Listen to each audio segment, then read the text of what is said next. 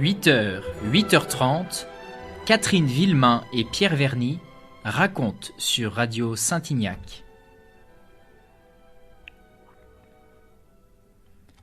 Jean II, seigneur de Montroyer. Jean II, pour le différencier de son père, est né en 1656 sous le règne de Louis XIV. Ses études de droit achevées, il se fait inscrire comme avocat au Parlement de Paris le 11 février 1676. Il a juste 20 ans. Pendant 15 ans, il restera à Paris, avant de revenir dans sa région, où il succédera à son père malade, comme capitaine châtelain de la baronnerie de Saint-Didier. En 1691, après la mort de son père, il épouse Marthe Madeleine de Mailleul de Lupé dans l'église de Bourg-Argental. Elle est la fille de Joseph Mailleul de Lupé et de Marthe, née Cusson-Saint-Ignac. Marthe de Cusson avait reçu en héritage le château de Montcoudiol, mais aussi le moulin à papier dont nous avons parlé précédemment. Ce moulin existait depuis la nuit des temps, mais vers 1625, la scie primitive est transformée en moulin à papier, comme en témoigne l'inscription qui figurera longtemps au-dessus de l'entrée principale de la papeterie.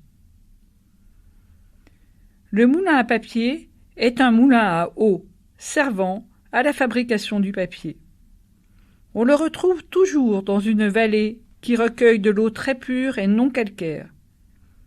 La proximité d'un bourg est nécessaire pour écouler la marchandise et pour récupérer des chiffons permettant la fabrication du papier.